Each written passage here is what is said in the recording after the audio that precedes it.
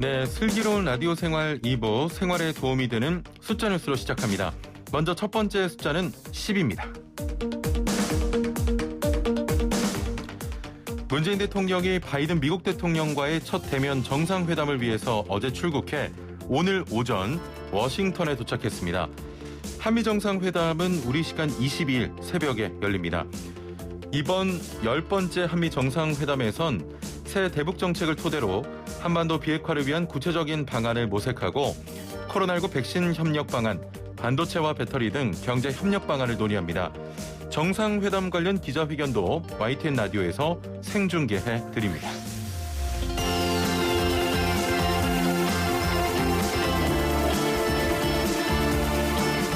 두 번째 숫자는 31입니다.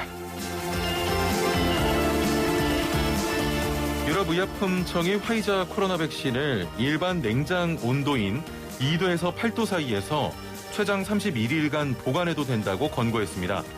김기남 코로나19 예방접종 대응 추진단 예방접종관리반장은 화이자가 백신 보관 기간을 5일에서 31일로 연장해달라고 허가 변경을 신청할 것으로 보인다고 했는데요. 오늘 새벽엔 정부가 직접 계약해서 확보한 화이자 백신 43만 8천 회분이 국내에 도착했습니다.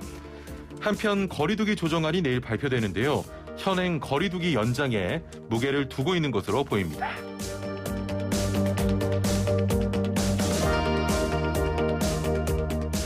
세 번째 숫자는 65입니다. 네, 최근 전동 킥보드 규정이 강화됐죠. 이에 더해 서울시가 주정차 규정을 위반한 전동 킥보드형 개인형 이동장치에 견인료를 부과할 수 있도록 한 조례를 비롯해 모두 65건의 조례를 공포한다고 밝혔습니다. 서울시는 관련 조례안을 일부 개정해 주차금지 구역을 정하고 견인 조치하기로 했는데요. 이에 따라 개인형 이동장치 견인 시 요금 4만 원, 그리고 30분당 700원의 보관료가 부과됩니다. 즉시 견인 구역은 지하철역 진출입로, 버스 정류장, 택시 승강장 10m 이내 구역, 그리고 교통약자 엘리베이터 진입로 주변 등 총 5개 구역입니다.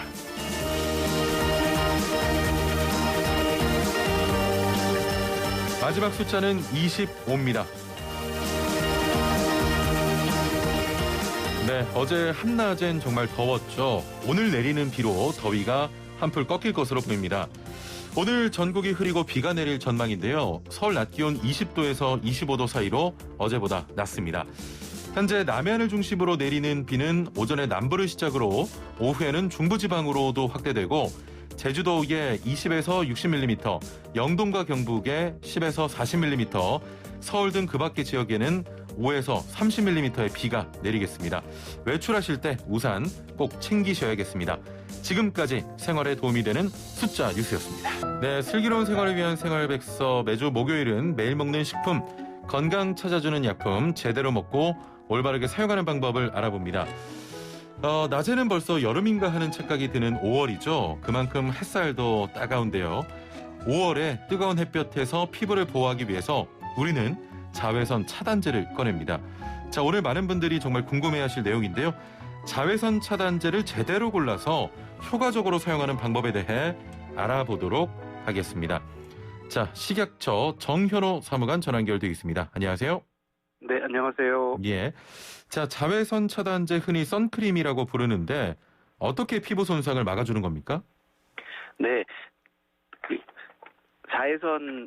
먼저 자외선에 대해서 좀 아셔야 될 것 같은데요. 예. 태양광선 중에 우리가 눈으로 볼 수 있는 광선을 가시광선이라고 합니다. 예. 네, 가시광선 제일 끝에 있는 보라색, 보다 더 짧은 광선이라는 의미로 줄여서 UV, 울트라바이올렛 자외선이라고 합니다. 예. 네, 자외선의 종류는 화장의 길이에 따라서 A, B, C로 나뉘는데요. 예. 자외선 차단 지수라 불리는 SPF라고 있는데, 예. 자외선 B를 막아주는 수치를 얘기를 하고, PA라는 것은 자외선 A를 차단해주는 정도를 의미합니다. 예. 네, 자외선 A는 유리창이나 옷도 통과하는 자외선으로 피부 노화와 주름을 유발하는 것으로 알려져 있고요. 예. 또 자외선 B는 유리창 등을 통과하지 못하지만 단시간에 화상을 일으키거나 피부암과 백내장을 유발하는 것으로 알려져 있습니다. 음. 그리고 마지막으로 자외선 C는 오존층에 흡수돼서 지표면까지는 도달하지 않는 것으로 알려져 있습니다. 예. 그 어떤 화장품은요. SPF 30이나 SPF 50 플러스 표시가 있고 아니면은 PA 옆에 플러스 표시가 있는 것도 있던데 이건 어떤 의미입니까? 네, SPF는 자외선 B 차단 지수입니다. 예. 숫자가 높을수록 자외선 차단 지수가 높은 것인데요. 보통 50까지 숫자로 표시할 수 있고 50보다 더 큰 경우에는 50 예. 옆에 플러스 기호를 붙여서 50 플러스라고 표시를 합니다. 예. 그리고 PA는 자외선 B를 차단하는 수치인데 차단 정도에 따라 PA 옆에 플러스를 붙여서 표시를 합니다. 예. 플러스가 많을수록 차단 정도가 더 큰 것이고요. 현재 플러스가 4개까지 그 기능성 화장품 심사를 받을 수 있습니다. 아, 4개라고 하면 PA 플러스 이렇게 적혀 있는 걸 말하는 거군요. 네, 맞습니다. 예. 그러면 플러스가 많을수록 좋은 거겠죠? 네, 꼭 그렇지만은 않습니다. 예. 그러면 자외선 차단, 네네. 어떤 제품을 구매해서 사용을 해야 됩니까? 네네. 자외선 차단제를 선택할 때 자외선 차단이 많이 되는 것만 볼 것이 아니고 예. 개인의 야외 활동 종류를 고려하셔야 합니다. 즉 집안이나 사무실 등 실내 활동이 많은 경우에는 SPF 10 전후를 예. 그리고 PA는 플러스를 선택하시는 게 좋고요. 외출이나 실외에서 간단한 활동을 하는 경우는 SPF 수치는 10에서 30 그리고 PA는 플러스 2개, PA 플러스를 사용하시는 게 좋습니다. 예. 만약 등산, 해수욕 등 장시간 자외선에 노출되는 경우는 SPF가 50 이상인 SPF 50 플러스, 그리고 PA는 PA 플러스가 3개 붙은 PA 플러스를 사용하시는 게 좋고요. 예. 특히 야외 물놀이를 하신다면 내수성 등의 표시를 확인하고 구매하시는 것이 좋습니다. 예. 자, 그러면 효과적으로 좀 올바르게 사용하는 방법도 소개를 해 주시죠. 네. 일단 가장 먼저 식약처가 인정한 기능성 화장품인지 표시됐는지를 확인하시고 구매하셔야 하고요. 예. 또한 자외선 차단 성분이 피부 표면에 균일한 상태로 부착하기 위해 시간이 필요하기 때문에 외출하기 전 30분 정도의 자외선 차단을 발라주는 것이 좋습니다. 예. 자외선 차단제는 땀이나 물 등에 씻겨 나가기 때문에 2시간에서 3시간에 한 번씩 발라주는 것이 좋고요. 아, 2시간에서 3시간에 한 번씩. 네. 예. 그리고 자외선 차단제를 사용하시다가 알레르기나 피부 자극이 나타난다면 즉시 사용을 중지하시고 전문의 등과 상의하셔야 합니다. 예. 시간이 다 됐는데 이 질문만 한번 드려보겠습니다. 그 아이들에게도 자외선 차단제 많이 발라주지 않습니까? 아이들이 사용할 때 혹시 주의할 점이 있다면 어떤 게 있을까요? 네, 아이들은 자외선 차단 지수를 너무 높은 것보다는 예. SPF 15에서 25나 PA 플러스 정도가 적당하고요. 예. 6개월 미만의 영유아는 피부가 얇고 외부 물질의 감수성이 높기 때문에 자외선 차단제 대신 긴 소매 옷과 모자를 이용해서 자외선을 차단하시는 것이 바람직합니다. 예. 한 가지만 더 여쭤보겠습니다. 네. 자외선 차단제도 유통기한이 있습니까? 네, 자외선 차단제도 유통기한이 있습니다. 예. 자외선 차단제 같은 화장품도 사용기한이 있고 예. 제품마다 기간이 다르기 때문에 개봉 전 사용기한이나 또는 개봉 후 사용기한이 표시되어 있으니 사용기한을 반드시 확인하시고 사용하셔야겠습니다. 예, 알겠습니다. 자, 오늘 말씀 여기까지 듣겠습니다. 감사합니다. 네, 감사합니다. 네, 지금까지 식약처 정현호 사무관이었습니다. 네, 이어서 알아두면 돈이 되는 노동법 아이돈노 시간입니다. 최근 직장 내 괴롭힘을 방치하고 제대로 조치하지 않은 사업주에게 법원이 징역형을 선고했습니다. 직장 내 괴롭힘 금지법이 시행된 지 3년째 접어들고 있지만 실제 처벌로 이어진 건 이례적인 일인데요. 신고해도 소용없다는 인식에서 조금은 벗어날 수 있지 않을까 이런 생각이 듭니다. 하반기에는 사업주에 대한 규정도 조금 더 변화된다고 하는데요. 자, 자세한 내용 함께 짚어보고 근로시간에 대한 부분도 함께 살펴보겠습니다. 오늘의 주제 이외에도 방송 들으시면서 노무에 대해 궁금한 점 있는 분들 단문 50원 장문 100원의 유료 문자 샵 0945번 또 YTN 라디오 유튜브와 애플리케이션 댓글창 활용하시면 됩니다. 자, 그럼 함께 말씀 나눌 분 모셔보죠. 서나무 노동법률사무소 김효신 노무사 나오셨습니다. 안녕하세요. 네, 반갑습니다. 오늘도 피해갈 수 없는 네. 퀴즈 힌트 네. 부탁드리겠습니다. 알겠습니다. 네. 예, 오늘은 조금 어려워요. 힌트를 잘 주셔야 됩니다. 네. 자, 어제 부처님 오신 날이었는데요. 우리나라뿐만 아니라 전 세계적으로 불교와 관련된 아름다운 유물이 많습니다. 오늘의 퀴즈, 불교의 유물과 관련된 내용입니다. 사찰 마당에서 야외 법회를 할 때 거는 커다란 불화를 얘기하는데요. 이 유물은 무엇일까요? 1번 괴불, 2번 개불, 3번 괴지나 칭칭나네, 4번 굉장한 불꽃미남 최영진. 예, 많은 참여 부탁드리고요. 노무사님, 저 힌트가 가능하시겠습니까? 네, 뭐 크게 어렵지 않습니다. 그래요? 예. 네. 불은 뭐 불화할 때 그 불자를 얘기하는 것 같고요. 그다음에 그 발음이 개불로 되는 거는 우리 먹는 거잖아요. 예. 바다 생물. 예. 예. 그거 빼고는 답이 딱 나오죠. 예. 3번, 4번은 뭐 엉터리 답변 같고. 네. 그 4번이 엉터리다. 아니에요? 굉장한 불꽃미남 최영진이 엉터리다. 뭐 이런 말씀이십니까? 이 질문하고는 전혀 관계없다 이 말씀을 드리는 거죠. 네. 알겠습니다. 그 다음부터 좀 힌트를 주실 때는 네. 저희가 좀 저 진지한 힌트보다는 네. 좀 재밌자고 이제 드리는 거 아니겠습니까? 그렇죠. 이게 뭐 예. 그렇게 하는데 제가 자꾸 막 진담으로 나가버리니까 사실 예. 저도 약간 당황스럽긴 하는데요. 이게 쉬운 게 아니네요. 진짜 이거 쉽지 않습니다. 예, 쉬운 예. 게 아니니까 저도 당황스럽습니다. 오늘 제가 힌트를 좀 드려볼까요? 네네. 오늘 주제가 직장 내 괴롭힘 아니겠습니까? 그렇죠. 그거랑 좀 비슷해요, 글씨가. 아닌데? 맞습니다. 그래요? 괴짜가 미궁 속으로. 그... 예, 괴짜가 직장 내 괴롭힘은 할 때 그 괴는 아닙니다만. 그렇죠. 예, 그냥 비슷합니다. 예, 예. 맞아요. 이렇게 좀 주제와 맞춘 힌트 이런 걸로 좀 부탁을 드릴게요. 재밌잖아요, 이런 거. 그렇죠. 제가 그 정도 센스가 있으면 그 자리에 앉아 있죠. 여기 앉아 있진 않죠. 예. 알겠습니다. 네. 자, 그 서두에 말씀드렸습니다만 직장 내 괴롭힘 네. 금지법 벌써 3년째입니다. 예. 이게 기업에 어느 정도 좀 정착이 됐는데 아직은 그렇죠. 좀 부족한 부분도 많아 보이고. 네. 직장 내 괴롭힘의 정의 다시 한번 좀 정리를 해주시겠습니까? 네, 세 가지예요. 딱 세 가지. 예. 직장 내 지위 또는 관계상 우위에 있어야 되는 거고요. 그 다음에 두 번째가 업무상 적정 범위를 넘어야 되는 행위였고요. 그 다음에 예. 세 번째는 뭐 당연히 결과인데요. 그거 뭐 어떤 행위, 그 괴롭힘 행위로 인해서 피해자가 정신적, 신체적 고통을 입거나 근무 환경이 악화되는 상황에서 놓였어야 돼요. 그래서 쉽게 말씀해서 지위의 우위는 다 아실 거예요. 뭐 예. 상사가 하는 경우에도 관계의 우위는 뭐냐? 결국에는 어떤 개인 대 집단, 어떤 학연으로 모인 집단, 동일한 집단이 다른 개인을 괴롭히는 경우 등이 해당될 거고요. 세 가지 아까 3요소 말씀드린 것 중에 제일 애매하고 어려운 부분이 결국에는 업무상 적정 범위가 뭘까에 그렇죠. 대한 예. 건데 그 한계가 어디까지냐, 어디가 넘으면 그걸까 하는 건데요. 노동부에서 이게 나와 있긴 가이드가 나와 있어서 사례들이 나와 있긴 한데요. 워낙 조금 난해한 경우들이 많아서 좀 그대로 대입해서 풀기가 좀 어려운 면이 있어요. 예, 네. 난해하기도 하고 사례가 많이 축적이 또 안 돼 있기 때문에. 네, 예. 그렇죠. 직장 내 괴롭힘 규정이 좀 변경된다고 하는데 어떤 내용입니까? 네, 요게 이제 10월 14일부터 시행이 돼요. 우리가 기존에 이제 그동안 작년 19년도 7월 16일부터 괴롭힘이 딱 시행되면서 계속 지적돼 왔던 문제점들이 예.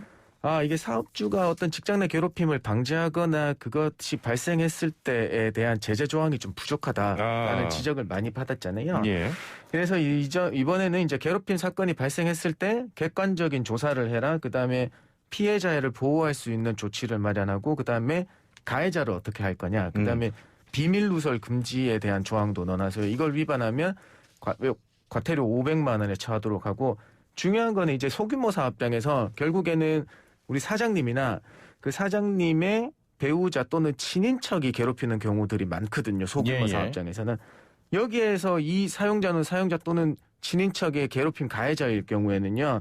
1,000만 원 이하의 과태료를 부과하도록 법이 조금 강화됐습니다. 그러니까 결국에는 사업주에 대한 좀 제재나 처벌이 강화됐다 이렇게 볼 수 있겠습니까? 그렇죠. 이제 사장님이나 이제 사용자의 친인척이 이제 괴롭히는 경우에서는 직접적인 이제 제재는 됐고 사실 이제 우리 직장 동료들 간의 가해자인 경우에는 바로 우리가 형벌을 그 과태료를 부과할 수는 없고요. 결국에는 회사에서 그 가해자를 통한 징계 조치나 이런 걸 해주셔야 되는 거예요. 예. 네. 자, 그동안 직장 내 괴롭힘이 발생하면 가해자와 피해자를 좀 분리하는 조치를 시행을 했었는데 네. 가해자를 분리할 때도 기본권을 침해해서는 안 된다. 이런 국가인권위원회의 결정이 있었다고요? 네. 어떤 내용입니까? 네, 맞습니다. 지금 이제 근 2년 이제 시행 2년이 다 돼가면서 다양한 사례들이 조금 축적돼 가고 있는 시기 같아요. 아까 예. 서두에 말씀해주신 그 부분 이제 그 가해자 그 피해자에 있어서 사업주를 처벌한 건 어떤 거냐면 괴롭힘 피해 발생자를 도리어 불이익한 처분을 했잖아요. 예. 그 불이익한 처분에 대해서 이제껏 형사처벌을 안 하다가 형사처벌한 데 의의가 있었고요. 그다음에 지금 말씀해 주신 거는 국가인권위에 진정을 제기해서 가해자가 진정을 한 거예요. 아. 어떤 경우 하면 가해자가 맞는데 가해자가 지상에서 근무하다가 지하 1층 어떤 업무 공간을 마련해서 지하 1층으로 내려보냈었나 봐요. 예. 그래서 지하 1층에 가니까 뭐 사무 공간이 부족하기도 하고 뭐 스트레스 받으니까 병조퇴를 하고 뭐 병가를 내고 이렇게 했다는 게 있었었나 봐요. 그래서 국가인권위에서는 피해자 보호 조치는 좋다. 그런데 그 보호 조치를 벗어나서 징벌에 이르기까지의 수준에 있어서 가해자를 심리적으로 모멸감을 주는 정도로 하게 되면 이 사람의 인격권의 침해다라는 결정입니다. 그래서 그러니까 가해한 것은 맞습니다만 네, 그게 그렇죠. 어느 정도 기준에 좀 부합하게 분리 조치를 해야 된다 이런 거잖아요. 그렇죠. 왜냐하면 예. 지금은 어떤 가해자 이제 직장 내 괴롭힘의 신고가 들어오다 보면 사실 제일 먼저 기업들이나 회사들이 할 수 있는 건 뭐냐면 빨리 이 사건을 처리하자는 이제 그 압박감에 시달려요. 그렇죠. 그리고 법에서 워낙 피해자 보호 조치를 해야 된다고 규정해놨으니까 엉뚱하게 좀 가해자한테 그 우리가 이게 양을 정하는 기준이라 그래야 될까요? 그걸 조금 과다하게 하는 경향들이 있어요. 그래서 아직까지는 가해자는 어떤 그 회사의 발령이나 처분에 대해서 그 부당함을 호소하려면 우리 노동위원회에 구제 신청을 하셔야 되는 점이 있습니다. 예, 네. 알겠습니다. 직장 내 괴롭힘은 뭐 예방도 물론 중요하겠지만 문제가 발생했다면 피해자는 어떻게 대응해야겠습니까? 네. 이제는 10월 14일부터는 이제 신고를 하더라도 전혀 불이익을 받지 않도록 더 조치가 강화됐고요. 그다음에 예. 회사는 객관적인 조사를 하고 비밀 유지를 해야 될 의무까지 부과했기 때문에요. 인사부서나 사내고충처리위원회가 있으면 거기에다가 신고하시는 게 제일 예. 중요해요. 그다음에 소규모 자사업장 같은 경우에는 이제 회사의 어떤 총무부나 인사부서서 신고 못 하시잖아요. 그러면은 우선은 우리 관계기관의 노동부 그 노동지청에 신고하셔서 예. 좀 도움을 받으시면 좋을 것 같아요. 음. 근데 제일 중요한 게 있어요. 우리 일반인들이 직장인들이 느끼는 건 뭐냐면 내가 당하고 있는 게 사실 직장 내 괴롭힘에 해당되는지 안 되는지가 가장 궁금해 하시는 사실 중에 좀 모호합니다. 그게. 그렇죠. 이게 예. 애매한 경우들이 많아요. 업무를 예. 내리는데 나는 이상하고 당하는 것 같은데 이게 내가 어떤 신고나 이런 걸 통했을 때 직접적으로 보호를 받을 수 있냐가 제일 궁금하시거든요. 그래서 이 부분에 있어서는 우리 전문가의 상담을 받아보실 수 있는 창구들이 마련돼 있어요. 직장 내 괴롭힘 상담센터라고 있는데요. 그 포털 사이트에 직장 내 괴롭힘 신고센터나 상담센터 치시면 전화번호가 나오거든요. 예. 거기에서 문의하셔가지고 상담 받으셔서 그다음에 앞으로 향후 처리에 대해서도 안내를 받으시면 좋겠어요. 예. 네. 알겠습니다. 직장 내 괴롭힘 상담센터가 있다. 네, 있습니다. 네. 자, 주제를 좀 바꿔서요. 네. 근로시간에 대해서 이야기도 해보겠습니다. 네.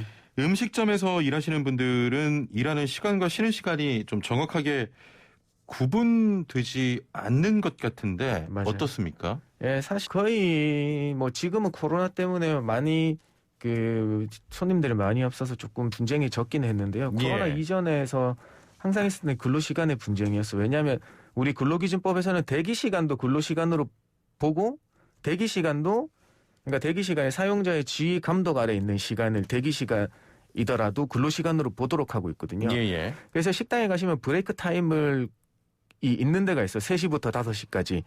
요거는 우리 근로시간이 아닌 휴게시간으로 지정을 해놓은 거거든요. 근데 그런 게 없는 데가 있죠. 그래서 그런 데서 분쟁이 많이 발생을 해요. 그래서 예. 이 근로시간은 뭐 사용자의 지시 여부나 업무 수행의 의무 참여 정도, 그다음에 참여를 거부했을 때 불이익한 정도 이런 걸 가지고 사례별로 판단하라고 하고 있어서 조금 어려운 점들이 있습니다. 아, 그렇군요. 네. 그 근로시간일 때만 급여를 받을 수 있는 거잖아요. 그렇죠. 그럼 나중에 근로시간으로 판단된 연장 근로수당, 야간수당은 어떻게 계산해서 받아야겠습니까? 이게 이제 5인 이상 사업장이면 가산수당이 적용되니까 예. 통상 시급 곱하기 150% 곱하기 해당 시간으로 그 산출해 주시면 되거든요. 음. 근데 제일 중요한 점은 이제 통상 시급이라고 말씀드리니까 그러면 그게 우리가 말하는 최저 시급인가? 8,720원 곱하기 150% 곱하기 뭐 2시간 연장했으면 곱하기 2를 해주면 되는 건가라고 질문을 주시는데요. 통상 시급이랑 최저임금은 달라요. 그래서 그냥 기본적인 것만 말씀드리면 우리 1일 8시간 주 5일에서 40시간 일하시는 분들 있잖아요. 예. 그래서 월급 200이 기본급으로만 이루어졌다고 하실 때는 기본급 200 나누기 209시간 한 그 시급이 통상 시급이 되는 거예요. 그걸 산출하셔서 150% 곱하고 해당 시간을 곱해주시면 돼요. 예, 알겠습니다. 네. 7508번님 네. 이래야 해서 라디오 꺼야 하는데 계속 듣고 싶다고. 노무사님 힘이 아닌가. 네. 아니 껐는데 제 목소리 잘 못 들으시겠네요 이제. 네. 죄송하네요. 네. 예. 오늘 좀 재미가 없으십니다. 그 비가 와서 그런가요? 네. 2075번님 사용자 측이 회사 여건이 좋지 않다는 이유로 일방적으로 수당을 삭감하거나 조율할 수 있습니까? 라고 하셨네요. 네, 임금의 일방적 삭감은 우리 법에서 통용시키지 않고 있습니다. 예. 왜냐하면 임금은 우리 근로 조건의 중요한 부분 중에 하나고요. 그 중요한 부분을 변경하려면 양 당사자 간의 동의가 있어야 돼요. 사용자의 일방적 삭감은 임금 체불에 해당됩니다. 예. 네, 그 말씀드리겠습니다. 수당도 임금이었습니까?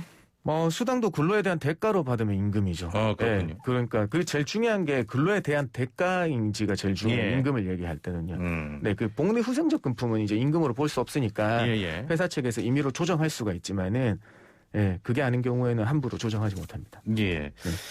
0157번님 하루에 5시간씩 주 5일 근무하고 있는데 근로계약서를 안 썼네요. 그럼 퇴직금 못 받나요? 라고 하셨거든요. 1일 5시간 하고 주 5일 근무. 그러면 25시간 근무시잖아요. 예. 사실 이 부분 이제 계약서 안 쓰시면 못 받는 경우로 좀 생각하시는 분들이 있는데요. 전혀 영향받지 않습니다. 전혀 그런 거 상관없습니다. 네. 그 퇴직금이라는 게 사실 일주일에 소정 근로시간 우리 일하기로 약속한 시간이 15시간 이상이면 15시간 이상이고 1년 넘게 근무하시다가 퇴사하시면 받으시는 게 퇴직금이잖아요. 그렇기 때문에 계약서를 안 쓰셨는 거에 대해서는 전혀 영향받지 않아요. 만약에 퇴직금은 워낙 부정할 수 없는 거니까 단순한 임금 체불인 거니까요. 받으시는데 크게 어려움이 없어요. 신고를 하시더라도요. 지금 이런 경우가 지금 근로계약서를 안 쓰는 상황이잖아요. 네네. 근로계약서 안 쓰는 것 자체가 좀 잘못된 행위 아닙니까? 그렇죠. 이제 근로계약서에 대한 미작성에 대한 처벌이 있어요. 왜냐하면 이분이 정규직이었다. 아르바이트 그러니까 단시간 근로자지만 정규직일 경우에는요. 최대 벌금 2년 형사처벌이 정해져 있고요. 대신에 이분이 계약직이었다. 1년의 기간을 정해놓은 계약직이었다고 하면요. 이 부분 최대 안 쓰셨으니까 240만 원의 과태료가 부과돼요. 그런 조정들이 있어요. 예. 네. 9277번님 산재 적용 범위가 어디까지인가요? 업무 중간 쉬는 시간에 개인적인 일로 나갔다가 사고가 나도 산재가 적용될까요? 라고 하셨거든요.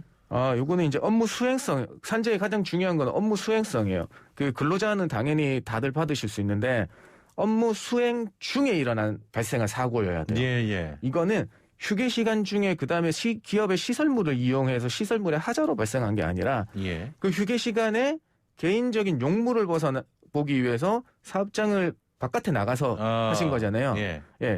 그러면 일반 상식적으로 생각해 보시면 산재로 보기 어렵죠. 그러면 예를 들면 이게 조금 모호하니까 한 가지 예를 들면 그 담당 PD가 잠깐 그 점심 시간에 나가서 화장 이렇게 고치러 나갔단 말이죠. 예를 들면 갔다가 눈 화장을 하다가 눈이 찔렸어요. 이건 산재가 아닌 거죠?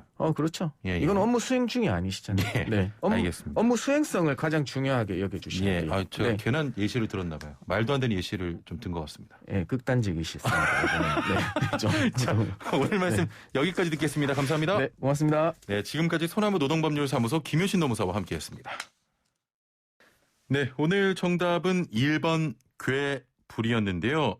괴불 할 때 이 괴자는 왜 할 때 그걸 씁니다. 오늘 그래서 오답이 좀 많이 나왔는데 왜 그래 할 때 그걸 쓰고요. 4306번님은 정답 4번 굉장한 풀꽃미남 최영진이라고 하셨고 6118번님 정답 대불 7270번님 정답 재불 5049번님 정답은 되불. 7508번님 라디오 퀴즈들 중에 제일 어려워요. 요즘 제 삶은 고통의 연속이라서 오직 퀴즈 당첨에 의해서만 구원을 받을 수 있습니다. 구원해 주세요라고 하셨는데 구원해 드리죠. 이분 선물 드리겠습니다. 자, 오늘 노래 장미여관의 마성의 치킨 전해드리면서 오늘 슬기로운 라디오 생활 마치고요. 저는 내일 또 찾아뵙겠습니다. 최영진이었습니다. 고맙습니다.